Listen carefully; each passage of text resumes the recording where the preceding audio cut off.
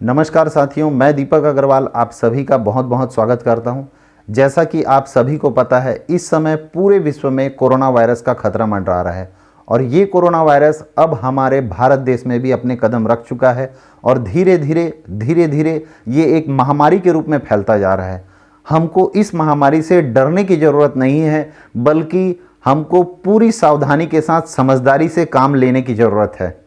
मैं हमारे देश के सभी शासन प्रशासन, चाहे वो केंद्र सरकार हो, चाहे वो राज्य सरकार हो, चाहे वो हमारा स्थानीय प्रशासन हो, तीनों के तीनों अपने सभी राजनीतिक विवादों को भूलकर पूरी ताकत के साथ एकजुट होकर आपके और हमारे और इस देश की भलाई और सुरक्षा के लिए काम कर रहे हैं। दोस्तों, जैसा कि आप सभी को पता है, ये एक संक्रामक बीमारी है। कहने का मतलब 2 से 4, 4 से 8, 8 से 16 और 16 से 32 लोगों को फैलने वाली बीमारी है। इस बात को ध्यान में रखते हुए हमारे देश की सरकार ने हमारे क्षेत्र के सभी स्कूलों को बंद करवा दिया, हमारे सभी कॉलेजेस को बंद करवा दिया, हमारे सभी मल्टीप्लेक्स को बंद करवा दिया, सिनेमा घरों को बंद करवा दिया, यहाँ तक कि देश के कई बड़ी मंदिरों पर भी प्रतिबंध लगा दिया गया। देश से बाहर आने जाने के लिए प्रतिबंध लगा दिया। देश के सभी हवाई अड्डे पे, सारे रेलवे स्टेशन पे, सारे बस स्टैंड पे सुरक्षा के कड़े से कड़े इंतजाम किए गए हैं। हर अस्पतालों में अलग से आइसोलेशन वार्ड का निर्माण किया गया है। हर क्षेत्र में अलग से हेल्पलाइन नंबर की व्यवस्था की गई है। कहने का मतलब ये है कि सरकार से जितना बन पड़ सकता था, उन्होंने उससे भी ज़्यादा हमको सेवा देने का और हमारी सुरक्षा करने का इंतजाम किया है। इस बात के लिए हम सारे देशवासी सरकार की जितनी भी प्रशंसा करें वो कम है, जितनी भी तारीफ हम सरकार की करें वो कम है।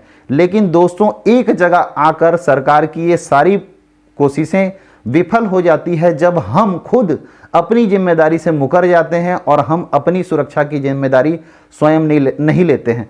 दोस्तों, हमको इस बात का बहुत ज़्यादा ध्यान देना है कि सरकार अपना काम कर रही है, हमें भी अपना काम पूरी ईमानदारी के साथ, पूरी निष्ठा के साथ करना है। हमको भी सरकार के साथ कंधे से कंधा मिला करके चलना है।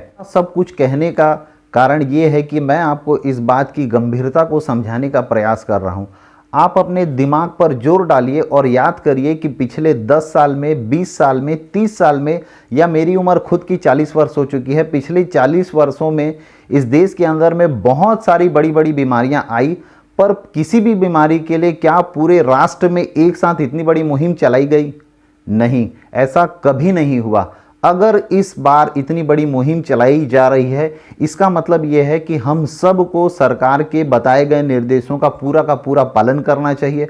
हमें सुरक्षित रहना चाहिए। जो भी सरकार हमें बातें बता रही है, चाहे वो हमें घर के अंदर खुद को सुरक्षित रहने की हो, चाहे वो बार बार हाथ धोने की हो, या और किसी भी प्रकार की जानकारी जो हमको सरकार दे रही है, भीड़ से बचने की जानकारी जो भी हमको बता रही है, हमको हर सुरक्षा नियम का पालन करना चाहिए और साथ ही साथ अपने परिजन को, अपने पड़ोसियों को भी इस नियम के पालन करने का महत्व को समझाना चाहिए। अगर हम सभी इस सारे नियमों का पालन कर देंगे, वास्तव में आज के समय में ये भी हमारे देश की बहुत बड़ी सच्ची सेवा होगी।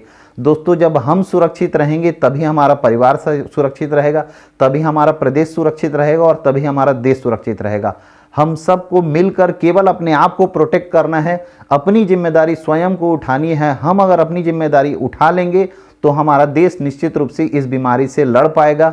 आप सबको मैं एक बार पुनः बहुत बहुत शुभकामना देता हूं कि आपको ईश्वर इस बात की शक्ति दे कि आप अपने आप को सुरक्षित करके इस देश से इस बीमारी को हटाने में हमारे राष्ट्र की और हमारे सरकार की मदद करें। आप सभी स्वस्थ रहें, खुश रहें, मुस्कुराते रहें और खुशियों से आपका जीवन भरा रहे। इसी शुभकामनाओं के साथ जय हिंद, जय भारत, जय छत्तीसगढ़।